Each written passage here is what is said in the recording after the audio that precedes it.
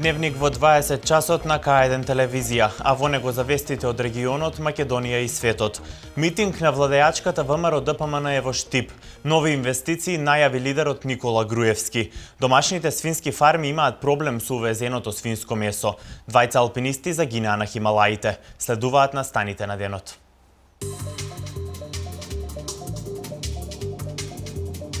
Земјоделските посеви во атарот на Марена под вода.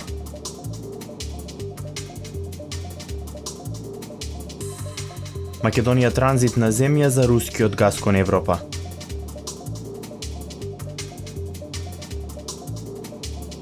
Нова авионска несреќа, невреме во Јужна Америка, избори во Франција.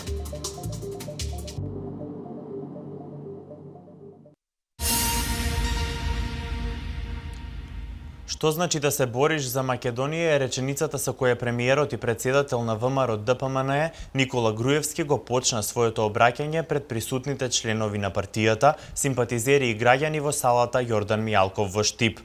Груевски во Штип објави дека во периодот од април 2015 до декември 2017 ќе се зголемат платите на униформираните и овластените вработени во МВР, со што до декември 2017 ќе се изедначат целосно со платите на вработените во царина. Одговори на сите прашања упатени кон власта, владени активности од областа на економијата, вработувањата, субвенциите, како и најави за нови странски инвестиции, беа дел од обраќањето на премиерот Никола Груевски на денешниот собир во Штип организиран од владеачката ВМРО ДПМН. Во Источна Македонија интензивно се работи на подобрување на патната инфраструктура, рече Груевски во своето обраќање, потенцирајќи дека ветеното е реализирано. Ние кога ќе ветиме, потоа нема калкулации, нема бегање од ветеното. Ветеното се реализира, често и многу побрзо од она што го очекувате. Знам дека малкумина студенти очекуваа на 15 март да ја објавам мерката за купување на таблети со тастатура за оние кои за прв пат запишале трета или четврта година, а нивните родители имаат пониски месечни примања од просечната плата во Македонија. Економијата е во фокусот на ВМРО ДПМН. Странските инвеститори ја јакнат домашната економија. Тоа е причина процентот на невработеност постојано да се намалува. Пред 2 недели во Скопје најавивме 6 нови фабрики кои ќе отворат околу 4.500 нови работни места низ Македонија. Најавивме и 3 нови фабрики на настанот на митингот минатиот викенд во Битола, со околу 750 работни места. И тука ги бројувам само оние кои за прв пат се најавуваа. 8 години на власт е ВМРО ДПМН. Резултатите се видливи, интересот на граѓаните секогаш е приоритет и понатаму ќе работиме посветено за доброто на сите, рече Пешевски. ВМРО ДПМН во изминатите 8 години покажа и што знае, и што може, и што направи за Македонија. Завршивме и почнаме со реализација на многу проекти, повеќе проекти од било која политичка гарнитура која што било когаш во историјата владеела во Македонија. Трета недела поред ВМРО ДПМН организира вакви средби. Целта била со идеи, визии, проекти и постигнати резултати да им се предочи вистината на граѓаните, рече на Народниот собир во Штип председателот на ВМРО ДПМН и премиер Никола Груевски.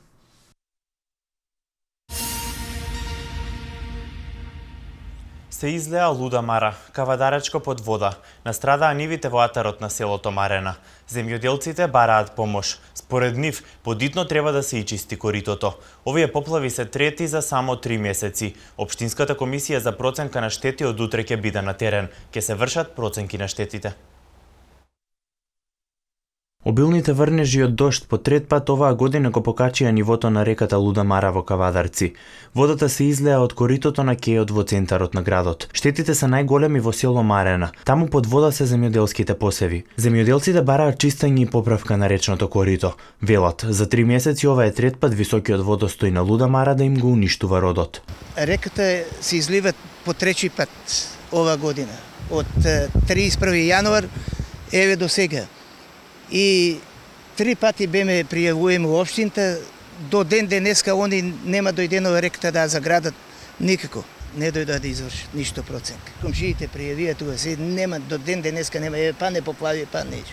Општинската комисија за проценка на штети од понеделник ќе биде на терен. Проценка на материјалната штета ќе направи за секоја пристигната пријава. Градоначалникот Александар Панов вели, откако ќе се поправат временските услови, ќе биде интервенирано на речното корито. Според информациите од хидрометеоролошката станица од Кавадарци, количината на дожд овие денови наврна во Кавадарци и околината се проценува на околу 50 литри на метар квадратен. Со проектот за изградба на гасовод што го работи Стројтрансгаз вреден 75,5 милиони долари, Македонија ќе добие поевтина и поеколошка енергетска алтернатива, а тоа ќе значи и подобрување на бизнис климата, со што може да се очекуваат и нови инвестиции од Русија. Македонија ќе биде транзитна земја за рускиот газ кон Европа, вели во интервју за МРТ заменик председателот на Комората за трговија и индустрија на Руската Федерација Георги Петров. Петров објаснува дека проектот Турски тек се уште е во зародиш, со многу отворени прашања и проблеми што треба да се надминат во прв ред меѓу Газпром и европските партнери. Со проектот за изградба на гасовод што го работи Стројтрансгаз вреден 75,5 милиони долари, Македонија ќе добие поевтина и поеколошка енергетска алтернатива, а тоа ќе значи и подобрување на бизнис климата, со што може да се очекуваат и нови инвестиции од Русија. Зголемен интерес од кај работодавачите за отварање нови работни позиции. Покрај младите, шанса ќе добијат и оние на возраст од 35 до 58 години, за чие вработување државата обезбедува придонеси во период од 5 години. Во моментов процентот на невработеност изнесува 26%. Расте интересот кај работодавачите за отворање нови работни позиции. Измените во владиниот оперативен план за намалување на невработеноста се дополнителен стимул за проширување на капацитетите за нови вработувања. Со сетот мерки, можност за вработување ќе добијат граѓани од најразлични категории и возраст. Покрај младите, шанса ќе добијат и оние на возраст од 35 до 58 години, за чие вработување државата обезбедува придонеси во период од 5 години. За вработување на повозрастните од нив, работодавачите ќе се ослободат од плаќање придонеси се до нивното пензионирање. Конкретно за мерката за која што ние аплициравме, Агенцијата за вработување не ослободува 6 месеца од бруто и од нето плата и плюс дава уште средства со кои што ние ќе обезбедиме адаптирање на работното место на самиот ново вработен. Самата помош е доволна провокација да почнеш. Самата помош говори само по себе дека кога некој 6 месеца ќе ти плати работник со платени придонеси е доволен поттик да прогресира самото работно место и само по себе да отвори уште неколку после него.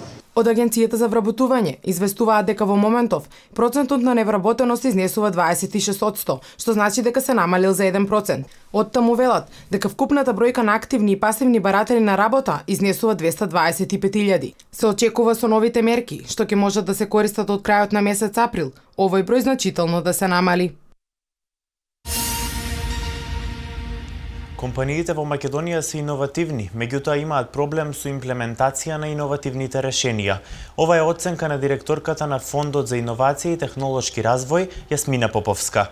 Таа во интервју за МИА открива дека со 2,3 милиони евра годинава ќе им помагаат на малите и средни предпријатија. Според Поповска, иновативноста засега се развивала само во големите компании кои имале своји лаборатории. Сега е време, вели таа, за заедничка соработка на полето на иновативноста меѓу компаниите и научно-истражувачките институции. Сето ова на крај, вели Поповска во интервјуто за МИА, ќе резултира со создавање на нови работни места. Увозот на свинското замрзнато месо е најголем проблем за домашните свински фарми. Тие произведуваат доволно месо за домашна употреба, но нелојалната конкуренција која доаѓа надвор од земјата влијае на конкурентноста на домашните производители. Покрај ова, како проблем со кој се соочуваат фармерите е и падот на цената на свинското месо во регионот. Повеќе во прилогот на колегата Бојан Нанев. Најголем проблем за македонските свински фарми е увозот на замрзнатото свинско месо. Македонија годинава се соочува со огромен суфицит на увозно замрзнато месо. Според македонските фармери, увозот се субвенционира со 0,40 до 0,50 евроценти за килограм или помеѓу 50 и 60 евра за една свиња. Ова негативно влие на конкурентноста на домашните производители, затоа тие бараат еднакви услови од државата какви што имаат европските земјоделци. Кога во Македонија не би имало субвенционирано месо, значи царината релативно би ги контролирало добро сите ставки под кои се увезува и под кои тарифни броеви се носи месото, верите ми дека македонското свињарство, не само свињарството, зборувам и овчарството, ќе има многу голем подем. Со проблемот е запознато и ресорното министерство. За овој и останатите проблеми во свињарството, министерот најави дека ќе се работи на наоѓање на соодветно решение. Ние во Република Македонија сами го произведуваме свежото месо за потребите на Република Македонија, смрзнато месо се увезува, кое што некаде е околу 10, 11 или 12 тони годишно. Граѓаните пак најчесто не го проверуваат потеклото на месото кое го купуваат, но има и такви кои прашуваат во месарите од каде е месото кое тие го нудат. На тоа највише внимаваме. Дали е свежо, дали да не биде замрзнато. Нити купуjem, ја имам моје стока, моје месо, нити купуjem свинско, ни замрзнато, ни никако. Ја мислам дека е замрзнато. Одамна е тоа месо изгледа. Не сум правил разлика увозно, не, дајте ми тоа и со тоа завршувам. Покрај ова, падот на цената на свинското месо е проблем во Македонија, но и земјите од регионот. Ова особено се чувствува ке велешките фармери, бидејќи Велес како општина има најмногу мали свински фарми во државата.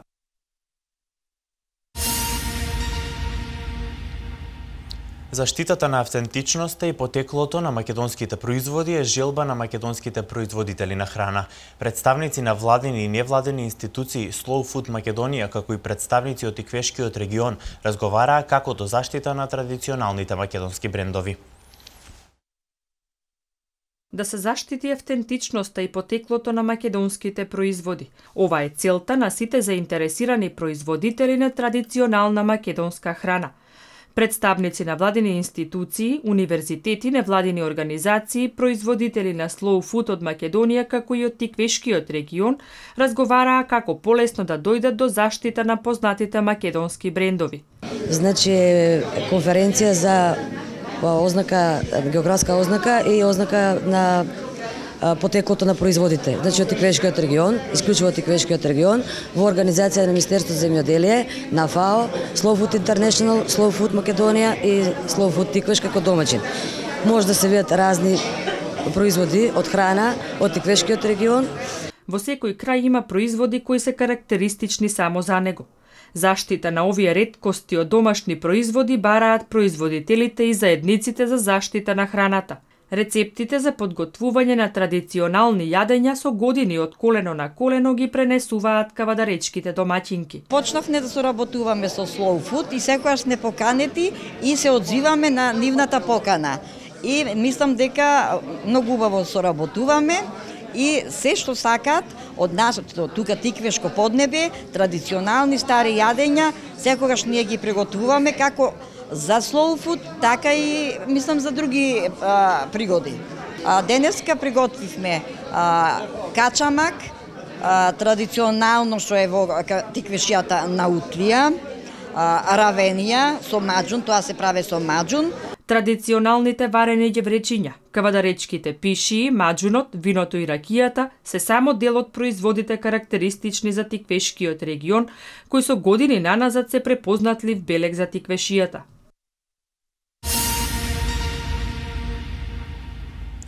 Постот во православната црква е начин на живење. Се повеќе граѓаните ги прифаќаат постите според православието. Постот е искушение на телото и душата, но значително го подобрува здравјето. Според нутриционистите, постот го намалува ризикот од диабетес, болести на кожата, висок крвен притисок и менструални болки. Се повеќе граѓаните ги прифаќаат постите според православието. Постот во православната црква е начин на живење. Црквата востановила 4 големи постови кои што се заеднички поврзани. Великденскиот заедно со Богородичниот и Божичниот пост кој што е заедно со Петровденскиот. Во среда се пости заради предаството на Јуда, додека во петок заради распнувањето на Исус Христос. Постот е начин на поддржување на самиот Господ и смислата заради која постоиме. Телесните страсти во тој момент да ги донесеме на минимум и затоа се воздржуваме од таа мрсна храна, но во тој момент треба духовното од нас да биде она кое што прединачи, кое што не води напред и токму во тие денови постот треба да биде украсен со добродетели, со молитви, со сето она кое што постојано треба да го одликува православниот христијанин. Се поголем е бројот на верници кои го практикуваат постот, особено младите луѓе кои не го прават тоа од помодарство, велат свештениците. Постот е искушение на телото и душата, но значително го подобрува здравјето. Според нутриционистите, постот го намалува ризикот од диабетес, болести на кожата и високиот крвен притисок. Кога чистиме нашиот организам, значи чистиме се што е можно во човековиот организам преку исхраната и значи наместо крвта да се насочува за да ја вари храната, таа се насочува да детоксицира организмот на човекот. Препораката од нутриционистите е исхраната да биде урамнотежена, распределена во мали оброци, да не се конзумира после 20 часот навечер. Постите? Да. Поради кои причини најчесто, дали религиозни? Религиозни. Повеќе религиозни, повеќе. Поради здравствени причини. Не, во никој случај не постам. Не можам да постам, јас сум по месото, по мрсењето и не можам да песирење, не можам. Свеста кај луѓето расте, се поголем е бројот на граѓани кои сакаат да намалат од телесната тежина. Сепак нутриционистите препорачуваат да се пости на вистински начин. Неурамнотеженото внесување на намирници богати со јагленохидрати доведува до претворање на истите во масти. Најважен е балансот помеѓу протеините, јаглехидратите и мастите. Проектот на младите истражувачи Тамара Савевска и Синиша Јовик според еколошкото друштво Вила Зора би можел да биде решение за отстранување на штетните тешки метали, оловото и цинкот од вештачкиот ритот згура. Засега нивниот проект е предвиден да учествува само на научната олимпијада. Тамара и Синиша, уште позадоволни од истражувањето, би биле доколку истото најде на отворена врата на надлежните институции за оваа тематика. Од проект до решение за деценискиот еколошки проблем. Проектот на младите истражувачи Тамара Савевска и Синиша Јовик според еколошкото друштво Вила Зора би можел да биде решение за отстранување на штетните тешки метали, оловото и цинкот од вештачкиот ритот згура. Секој обид за подобрување на квалитетот на почвата е за поздравување, велат од еколошкото друштво. Врз основа на препораките на целата стручна јавност е потребни можни повеќе начини на пречистување, така да еден од овој е на младите истражувачи од Велес и доколку се практикува заедно со другите препорачани е можно еден ден да сонуваме дека може да живееме во град со чиста почва. Синиша и Тамара направиле неколку експерименти со различни материи, со кои би се отстранеле штетните материи од вештачкиот рит, кој со децении ја загадува почвата во Велес. Најдобри резултати добиле со експериментот употребувајќи цемент и хидрат на вар.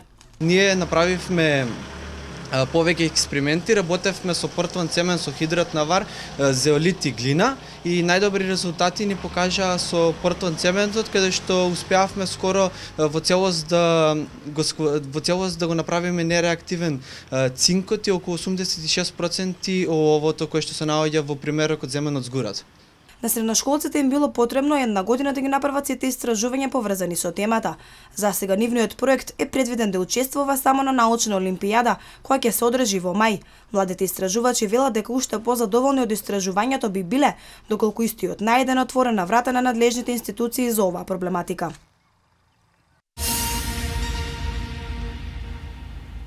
Двајца алпинисти загинаа на Хималаите. Нова авионска несреќа, невреме во Јужна Америка, избори во Франција. Следуваат вестите од светот.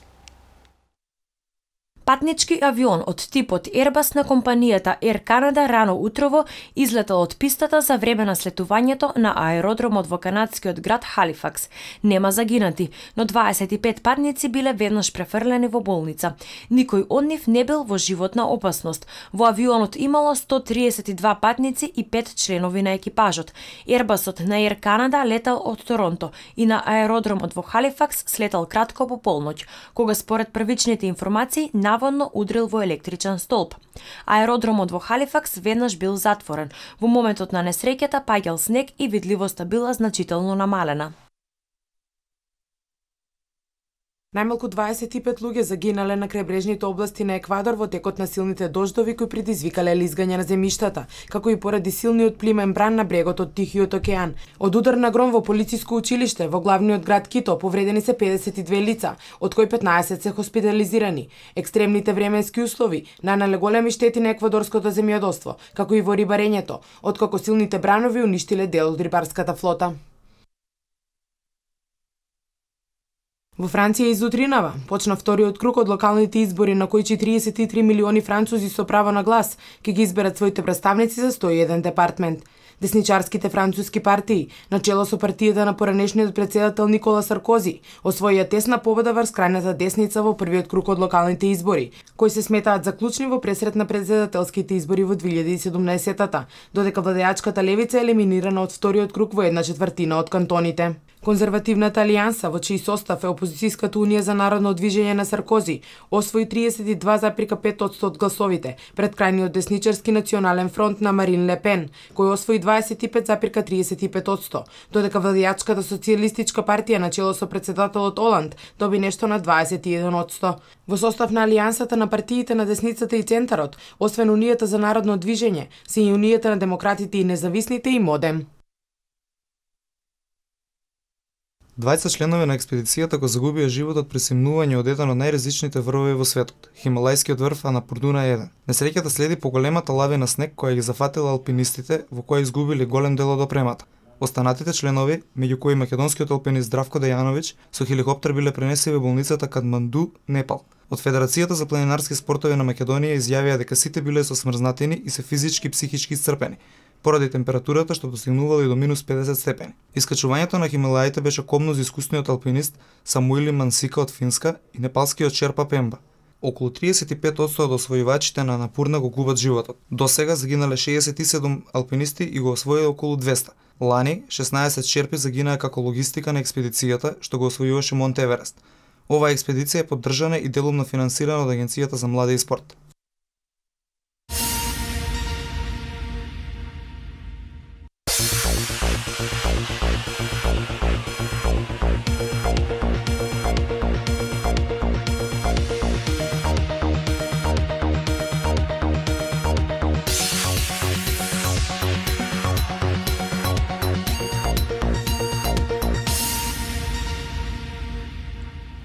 Велешкиот кошаркарски клуб Борец со 72:54 извојува победа против Т-баскетот Тетово. Во тек е купнат преварот меѓу градскиот ракометен клуб Борец и Работнички. Вардар, поразен од Загреб, заврши на 4-то место. До затварањето на дневникот Веспрем со убедлива предност против Мешков Брест во финалето од F4 турнирот во Сеха лигата. Следуваат вестите од домашниот спорт. Вардар заврши на 4-то место на F4 турнирот во Сеха во Веспрем. Во надпреварот за 3-то место, вардарци беа поразени од Загреб со 23 наспроти 26. Како што почна, така и заврши настапот на црвено-црните на годинашниот завршен турнир во регионалната лига. Вардар во овие два надпревари играше и без својот главен адут, голманот Арпад Штербик, кој турнирот го преседе на клупата. Бранител на вардарскиот гол во сите 60 минути беше Петар Ангелов. На денешниот меч против хрватскиот првак во игра не влегоа ниту Душебаев и Горобок. И на двете страни главен акцент беше ставен на играта во одбраната. Во почетната фаза од првото полувреме Вардар одржуваше минимална предност за подоцна Загреб да го превземе водството. До крајот на полувремето се играеше гол за гол. Во вториот дел од надпреварот имаше изедначена борба и повеќе кратни промени во водството. Во последните 10 минути, тимот на Загреб го диктираше темпото на мечот. Серијата голови на Загреб на крајот го донесе конечниот резултат од 23-26 за освојување на 3-то место на F4 турнирот во Сеха во Веспрем. Добривој Марковиќ постигна 5, а Стојанче Стоилов, Игор Караджик и Даниел Шишкарев запишаа по 4 гола. Кај Загреб листата на стрелци ја предводеа Илија Брозовиќ и Сандро Обрановиќ со по 5 гола. Сосема заслужено, славието по надпреварот беше големо, иако во првите 2/4 работите и не беа така позитивни за кавадаречките кошаркари. Лошиот старт и неефикасноста во ударите за 3 поени им донесоа лесна позитива на гостите. Работите изгледаа многу лошо за сите во Јасмин за време на првите 2/4. Првото полувреме заврши со двоцифрена разлика 36-47 за гостинскиот тим. Одлучувачка беше третата четвртина која кошаркарите на Фени ја одиграа одлично комплетно, анулирајќи ја предноста на гостите. Исклучувањето на Тодор Гечевски на нешто повеќе од минута до крајот дополнително им ја олесни работата на кошаркарите на Фени Индустри, особено во дефанзивата, за голема понуда од 81-75. Претходно изјавив во некој спортски медиум каде што ако спуштиме екипата на работнички испод 75 поена, дека ние ќе добиеме оваа утакмица, и тоа и се деси 75-81. Уште еднаш победивме една од најдобрите екипи во македонско првенство, каде што имат одлични играчи. Честитки за победата, која е многу значајна за понатамошниот дел од сезоната, стигнаа и од капитенот Горан Самарџиев. Честитки за победата пред се на нашиот тим, кој што вложи многу големи напори, и секако за навивачка група Лозар и другата публика, кој што ни даде многу голем мотив и многу голем елан, и во момент кога губевме со 16 поени разлика. Со ова и како ги задржуваме шансите за тоа четврто место кое што многу го посакувам, и се надевам дека со ваква поддршка и со ваква пожртвуваност секој може да падне во кавадарција, зашто да не ја победиме некои утакмици на гости. Вуд со 18, Кемп со дабл-дабл учинок од 16 поени и 10 скокови, Јововиќ со 16 и Враговиќ со 15 поени беа лидери во важната победа за Фени, додека Мираковски со 23, Чековски со 18 и Гечевски со 10 поени беа први играчи во дресот на работнички. Во 14-тото коло од втората кошаркарска лига, кој со почеток во 16 часот и 30 минути во спортската сала Гемиџи во Велес, се одигра дерби над преворот помеѓу екипите на домаќинот Борец и првопласираната екипа на табелата Т Баскет од Тетово.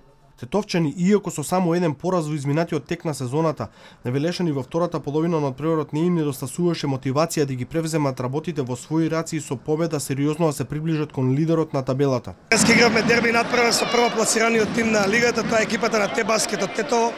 Тоа е екипа која и минатата сезона освои првото место и требаше да се такмичи во првата лига, меѓутоа поради лошите услови во спортската сала, тие и ваа година играа втора лига. Надпреварот се игра 40 минути, така да и 20 минути што губевме не е нека голема предност, губевме со 1 поен разлика. Утакмицата докажаме дека се игра до самиот крај завршиме со 20 разлика. Да, тимот од Тетово е лидер на табелата со еден пораз во првенството, го совладаме, го надиграме со 20 разлика и ова ни е шанса да влеземе во првите две места, да ги освоиме и да влеземе во првата лига до година. По првата половина на надпреварот Борец губеше со една разлика, додека на крајот резултатот е 72-54. Со оваа победа тие се доближија со еден поен разлика до лидерот на табелата, со што сериозно ги зголемија шансите за освојување на титулата. Македонската селекција утре со почеток во 21 часот на националната арена Филип II ќе го одигра пријателскиот надпревар со селекцијата на Австралија. Капитен на актуелниот состав на гостите е членот на Кристал Палас Миле Јединак, во тимот во кој главните звезди се Тим Кейхил, Роби Круз и Метју Рајан. Ова ќе биде втор пријателски надпревар меѓу Македонија и Австралија во историјата. Првиот се одигра исто така во Скопје на 12 март 1997 година. Тогаш Македонија беше поразена со 0-1 по погодокот на Аурелио Видмар во 89-та минута од средбата од генерацијата на Австралија предводена од Марк Боснич, Марк Видука. Селектор на македонската репрезентација тогаш беше Ѓоко Хаџиевски, кој го предвоđеше составот во кој играа Данчо Целески, Бобан Бабунски, Гоце Седловски, Игор Саша Николовски, Љупчо Марковски, Џеват Шаиновски, Срѓан Захариевски и Гоце Христов. Во тек е првата трка од годинешниот MotoGP шампионат во Катар. Фетел триумфираше со болидот на италијанскиот тим на Формула 1 трката. Инцидент на фудбалскиот меч помеѓу Црна Гора и Русија. Следуваат вестите од меѓународниот спорт. Најголемиот хегемон во последната година, Мерцедес во лицето на Луис Хамилтон и Нико Росберг, беше сметнан за најголем фаворит и на патеката Сепанг, но со прекрасна тактика на Ферари и мајсторска презентација од страна на четирикратниот светски шампион, Фетел стигна до својата прва победа за својот нов тим во само второто учество за тимот. Фетел стартува втор меѓу двата болида на Мерцедес, а клучни за успехот се покажаа различната тактика со само две застанувања, точниот избор на гуми, цела трка и совршено пресметено влегување во боксот. За прв пат од една година Мерцедес беше спречан максимално од друг тим и во овој случај Хамилтон и Росберг не беа во состојба да одговорат. Ризикот на Ферари пак се оправда, а Фетел покажа дека може да победува и со друг тим, освен Ред Бул. Така Ферари во пракса во Формула 1 демонстрира дека оваа сезона Мерцедес нема да биде непобедлив тим. На крајот Хамилтон заврши втор на 8 секунди зад победникот, а Росберг оформи топ 3 со негатива од 12 секунди. Клупскиот колега на Фетел, Кими Рейконен, стигна до 4-то место, иако му пукна гума на самиот почеток на трката. Двата Вилијамс на Валтер Ботас и Фелипе Маса заврши соодветно 5 и 6. Одлично се представија младинците во Формула 1, Макс Верстапен и Карлос Саинц, кои донесоа 7 и 8 место за Рено. Топ 10 додаваат соиграчи во Ред Бул Даниел Квајт и Даниел Рикардо. Со своето второ место Хамилтон ја задржи лидерската позиција во генералниот пласман со 43 поени. Фетел е втор со само 3 помалку, а Росберг е трет со 33. Висока парична казна, службен пораз, играње без публика, па дури исклучување од квалификациите за Европското првенство во Франција до година. Ова се можните последици врз Фудбалската федерација и репрезентација на Црна Гора по немилите сцени прети за време на мечот против Русија. Надпреварот меѓу Црна Гора и Русија во Подгорица падна во длабока сенка на инцидентите на трибините. Првиот прекин се случи по само 40 секунди, кога Игор Акинфаев беше погоден во глава со факел, што долета од онаа на која беа сместени домашните фанови. Со изгореници на вратот беше веднаш префрлен во клиничкиот центар во Подгорица, каде што е констатиран потрес на мозокот. Им благодарам на сите што ми дадоа поддршка. Сега се чувствувам добро. За жал вакви работи понекогаш се случуваат во фудбалот, но се надевам дека нема да се повторат ниту во Црна Гора, ниту на било кое место во светот. Се огласи Акинфаев пред официјалната страна на Фудбалскиот сојуз на Русија. Навијачот што го погоди Акинфаев се предаде во полиција. Се каам што се случи ова, им се извинувам на повреденото момче, на нивниот сојуз, на нашата репрезентација и на целата нација, рече Лука Лазаревиќ при сослушувањето на управата на црногорската полиција, откако сам реши да се предаде, објави весникот Виести. Тој се сомничи дека го фрлил факелот што го погоди Акинфаев во глава. Полицијата најави кривична пријава против него.